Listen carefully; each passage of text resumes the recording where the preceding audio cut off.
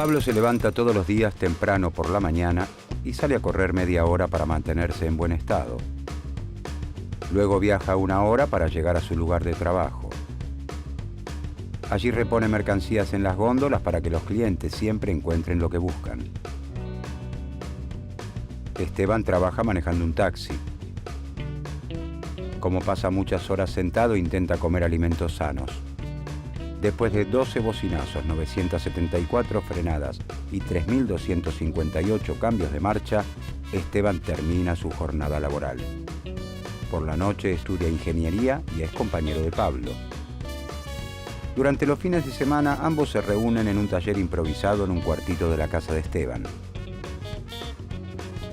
Allí deciden desarrollar su creatividad y poner manos a la obra para fabricar una modesta computadora hogareña. Durante varias jornadas ensamblan componentes, sueldan circuitos y ensayan conexiones.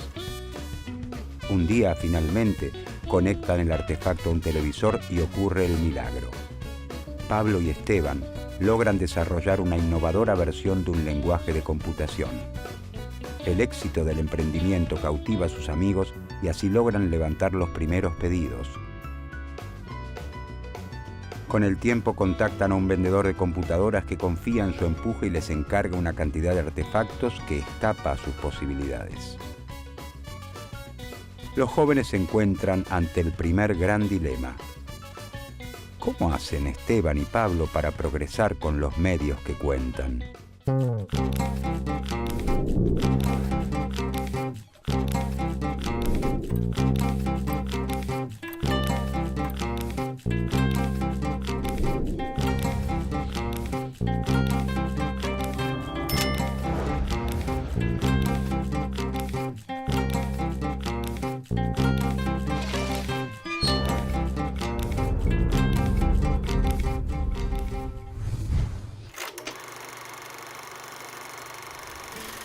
Considerado el padre de la economía política, Adam Smith prefiere presentarse como filósofo moral. Nace en Kirkcaldy, un pequeño poblado de Escocia, en 1723.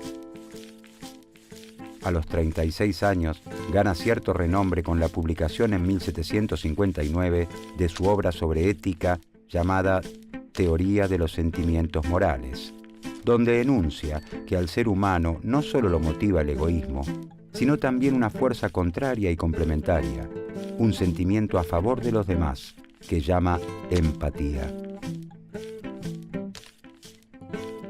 Estamos en los albores de la revolución industrial y la prosperidad que Smith descubre en Glasgow despierta su atención, que se concentrará en las prácticas mercantiles de sus vecinos para tratar de explicar como buen filósofo que es el nuevo mundo que lo rodea.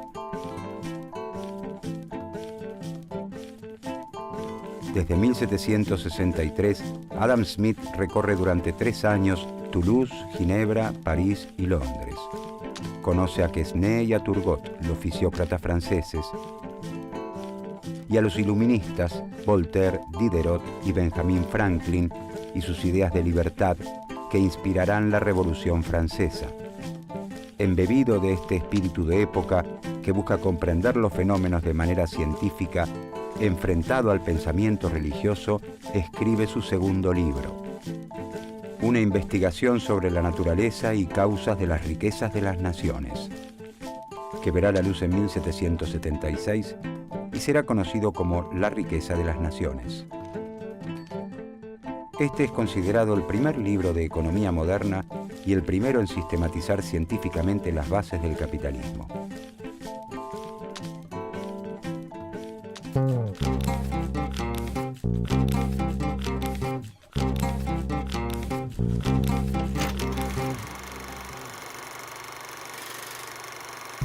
En el feudalismo, la compra-venta no es habitual.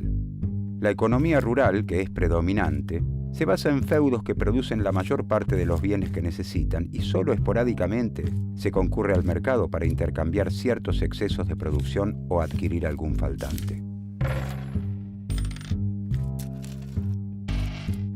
La sustitución del régimen feudal por el sistema capitalista no se produce de un día para el otro, sino que implica un largo proceso que se extiende entre los siglos XVI y XVIII.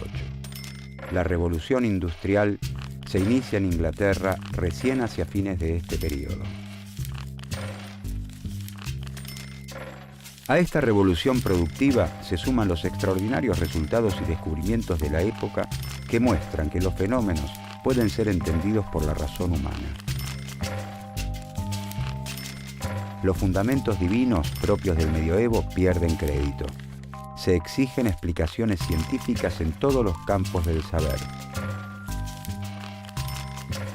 Influenciada por estas corrientes, las ciencias sociales buscan descubrir leyes objetivas que rijan las relaciones sociales en todo tiempo y lugar.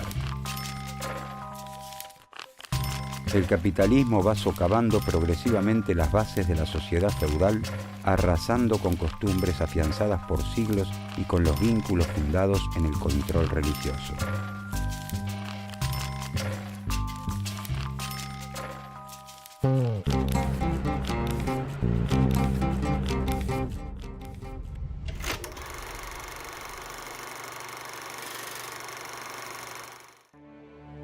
En ese entonces coexisten en Europa distintas formas de producción.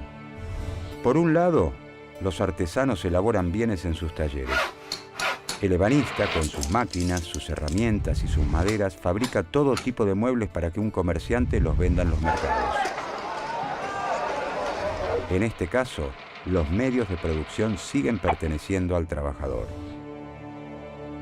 El mercader vende los muebles que fabrica el artesano ebanista. Gracias a los avances en la navegación, los comerciantes realizan viajes cada vez más largos a lugares remotos, lo que permite la venta de productos de mayor cuantía y, por lo tanto, el alza en las ventas y la ampliación de los mercados. El mercader recibe pedidos de otros mercados, donde se espera que se utilice una madera particular y que los muebles reciban un orlado determinado, con unas herramientas especiales que en Europa no se utilizan. Como la adquisición de esa materia prima y de las herramientas escapa ya al bolsillo del artesano, es el mercader quien las compra y pone a disposición del ebanista. Con el tiempo, cada artesano va trabajando en forma exclusiva con un mercader, quien le compra toda su producción y hasta le entrega las materias primas necesarias. La forma de producción distintiva de la época es la manufactura. El principal cambio está relacionado con la manera en que se organiza la producción. En lugar de trabajar en sus talleres, los artesanos se reúnen bajo un mismo techo a las órdenes de un nuevo actor, el capitalista industrial.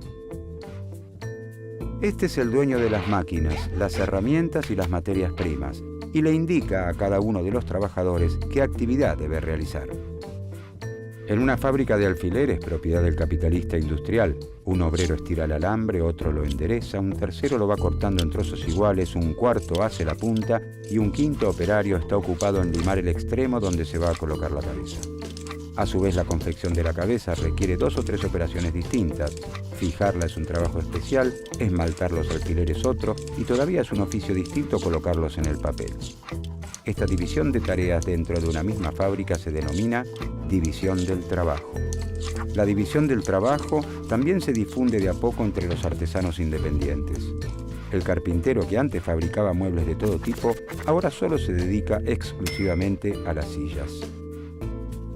La manufactura transforma los roles de la sociedad conocida hasta entonces. El nuevo capitalista industrial ya no se encarga de la compra-venta de mercancías, sino de su producción. Es durante la fabricación que obtiene su ganancia. De hecho, no va al mercado. Esto lo hace el mercader, que vive de comprarle lo más barato posible al industrial y vender lo más caro que pueda en el mercado.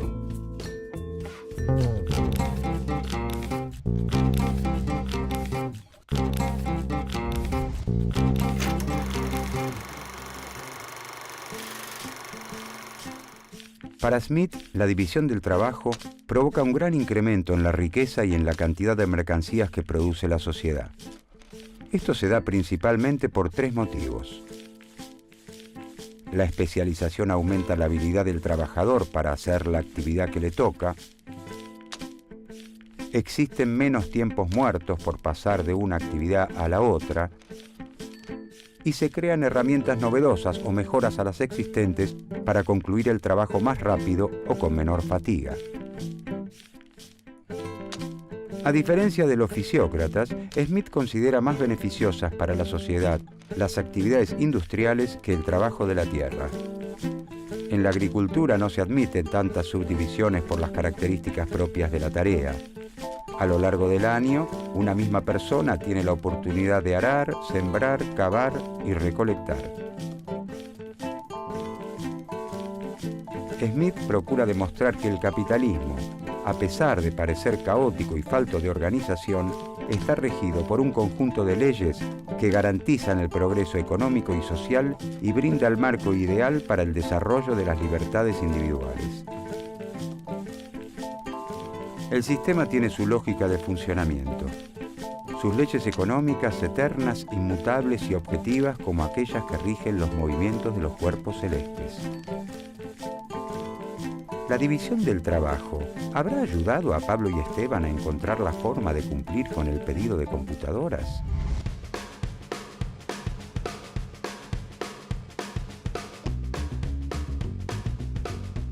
Pablo y Esteban han decidido montar una pequeña fábrica de PCs hogareñas en un cuartito de la casa de Esteban. Como primera medida, deciden buscar una persona que lo financie. Rápidamente consiguen el apoyo económico de un tío de Pablo, que adelanta un capital para la compra de insumos. Luego logran entusiasmar a compañeros y amigos para que trabajen en el proyecto y de esta manera se puedan cumplir los plazos de entrega. La actividad en el cuartito se organiza por etapas. Pablo desarrolla un software más completo, Sebastián suelda componentes, Nicolás ensambla las carcasas, Esteban prueba los equipos y Jorge se encarga de embalarlos. Así logran finalizar a tiempo la tarea. Los equipos se venden como pan caliente y nuevos pedidos comienzan a llegarles. El cuartito comienza a quedarles demasiado chico. Deciden alquilar las oficinas de una vieja fábrica abandonada y la acondicionan a pulmón. Les es necesario también incorporar más trabajadores y organizarlos por departamentos. ¿Qué más pueden aprender Pablo y Esteban de las teorías de Adam Smith para implementar en su emprendimiento?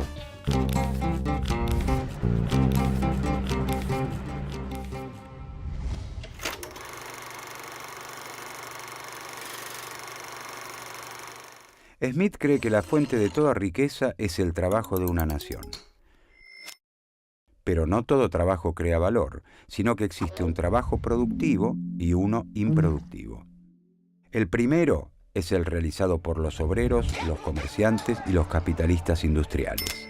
El segundo involucra al resto de las actividades, el soberano con todos los funcionarios que le sirven, todo el ejército y la marina, sacerdotes, abogados, médicos, hombres de letras, cómicos, bufones, músicos, cantantes y danzantes de ópera. De esta forma, Smith deja bien claro que el fundamento del progreso de la sociedad es la producción industrial. Por lo tanto, para aumentar la riqueza de la sociedad, debe aumentar su trabajo productivo total. De acuerdo con Smith, el motor que propulsa este incremento se encuentra en un atributo propio de la especie humana. Los hombres y mujeres, les guste o no, tienen una tendencia a comprar y a vender. Es una característica del ser humano tan natural como beber, comer o copular. A esto denomina la propensión natural al cambio.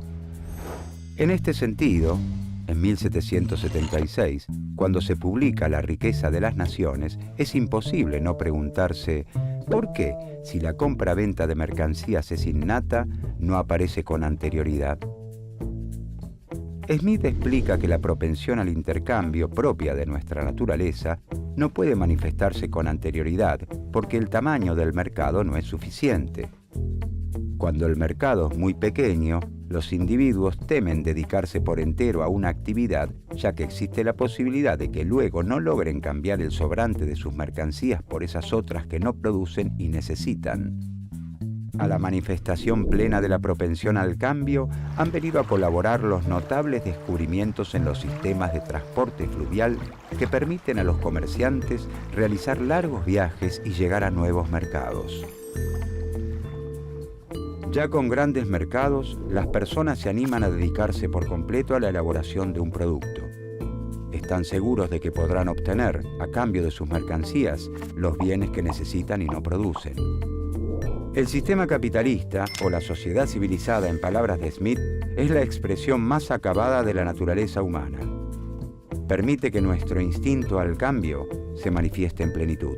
No es la benevolencia del carnicero, del cervecero o del panadero la que nos procura el alimento, sino la consideración de su propio interés. No invocamos sus sentimientos humanitarios, sino su egoísmo. Ni les hablamos de nuestras necesidades, sino de sus ventajas. Smith nos dice que cuando los individuos responden a esta propensión natural al intercambio buscando su propio bienestar y en un sistema de libertad natural, son conducidos por una mano invisible que, sin proponérselo, saberlo o desearlo, promueve el crecimiento de la riqueza de la sociedad como un todo.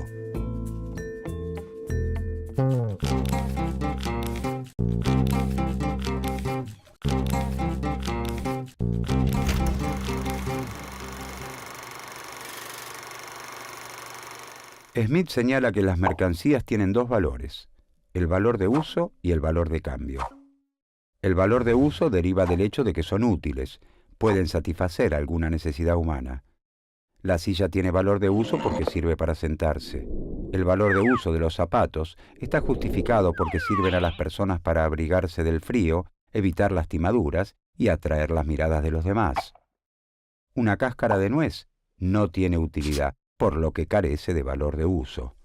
Las mercancías también tienen un valor de cambio o precio, es decir, a cuánto las adquirimos en el mercado. Smith sostiene que el valor de cambio no se determina por el valor de uso o la utilidad de las mercancías. ¿Quién determina cuán útil es un bien, dado que los gustos y necesidades son tan diferentes como los individuos? Si pudiéramos sopesarlo, diríamos que el valor de uso de un bife de chorizo es altísimo para un amante de la carne y nulo a la vista de un vegetariano. ¿De dónde surge entonces el precio? En la sociedad ruda y primitiva, es la cantidad de trabajo utilizada en la producción de las mercancías lo que rige el intercambio. Si para producir un par de zapatos se emplean 2 horas de trabajo y para terminar una silla se necesita solo una, entonces el zapatero exigirá al ebanista 2 sillas a cambio de un par de zapatos. Nos encontramos ante la ley del valor trabajo. En la sociedad capitalista, con el desconocimiento sobre los tiempos necesarios para la producción de los bienes fabricados por otros y la participación de los capitalistas y terratenientes, Smith considera que la ley del valor trabajo deja de operar. Abandona el camino recorrido hasta entonces y asegura que el precio ya no está determinado por el trabajo incorporado. En uno de sus aportes más importantes y originales, Smith enuncia las diferentes clases sociales que componen la sociedad moderna: los trabajadores, los capitalistas y los terratenientes.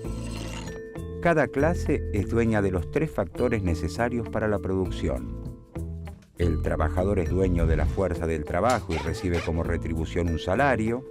El capitalista es dueño del capital y a cambio recibe un beneficio. Y finalmente el terrateniente, como dueño de una porción de tierra, recibe un ingreso generado por quienes la trabajan. Smith desarrolla entonces la teoría de los costos de producción y dice que el precio de una mercadería surge de sumar el salario, la ganancia y la renta que se paga a quienes están involucrados en el proceso productivo.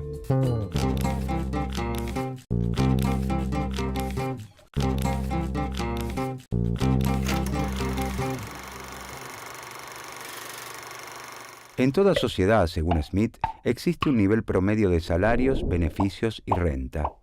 Dichos niveles son llamados niveles naturales. Cuando el precio de venta alcanza a pagar exactamente los salarios de los trabajadores, el beneficio del capitalista y la renta del terrateniente de acuerdo con sus niveles naturales, la mercancía se vende por lo que realmente vale. Este es el precio natural. Pero el precio al que efectivamente se vende la mercancía o precio de mercado puede ser igual, mayor o menor a este precio natural. Todo depende de las cantidades de mercancías ofrecidas y demandadas en el mercado. ¿De dónde surge el precio de mercado? La cantidad de una mercadería que se lleva al mercado constituye la oferta. La cantidad requerida por todos los que están dispuestos a pagar el precio natural de esa mercancía es la demanda. Cuando la oferta no alcanza a abastecer la demanda, algunos de los compradores estarán dispuestos a pagar más por ella. La competencia que surge entre los compradores hará subir el precio de mercado por sobre el precio natural. Entonces, el precio de mercado será mayor que el precio natural. Es lo que ocurre con las frutas de estación fuera de temporada. Por ejemplo, el precio de mercado de las frutillas aumenta durante la época invernal al disminuir la oferta. Cuando la cantidad de una mercancía que se lleva al mercado excede la demanda requerida por los compradores, no es posible vender todas las mercancías al precio natural y la competencia entre los vendedores, que dependerá del apuro por desprenderse de sus mercancías, hará bajar el precio de mercado por debajo del natural. Promediando la primavera, el precio de mercado de las frutillas baja porque sube la oferta. Cuando la oferta y la demanda son iguales, el precio natural y el precio de mercado coinciden y nos encontramos en el precio de equilibrio del mercado. Estamos ante la ley de la oferta y la demanda.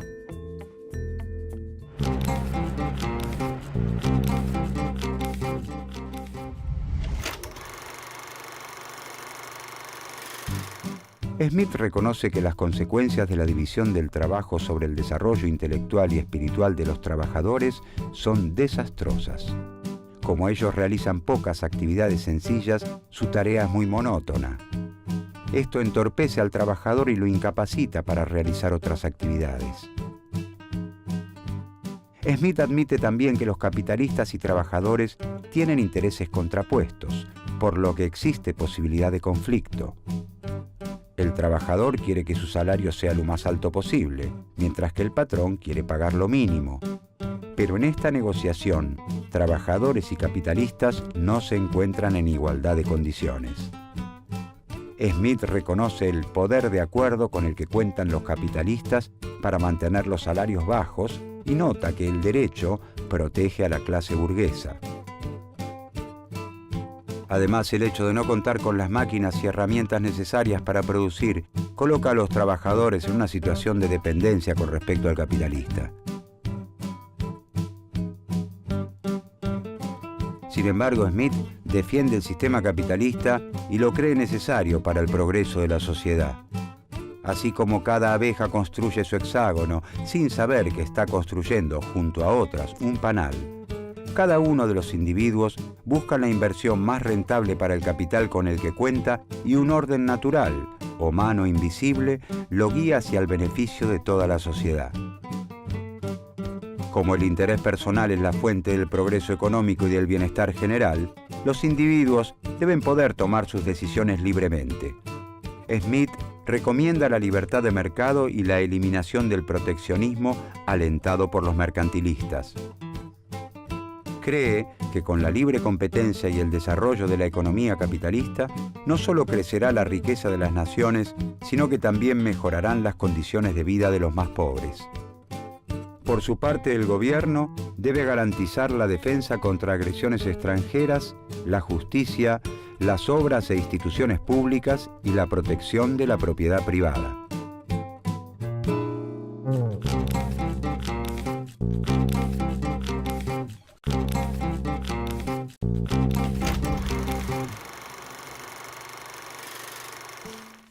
Adam Smith fue un agudo pensador, fundador de la economía política, la expresión de un espíritu en los albores del sistema capitalista y la revolución industrial. La riqueza de las naciones marcaría a los más influyentes pensadores del siglo XIX y aún hoy sigue inspirando a los defensores del libre mercado. En su libro, Smith sostiene que a pesar de parecer caótico y falto de organización, el capitalismo se rige por leyes que garantizan el desarrollo de las sociedades. Y son esas leyes las que Smith, a través del método científico, busca describir.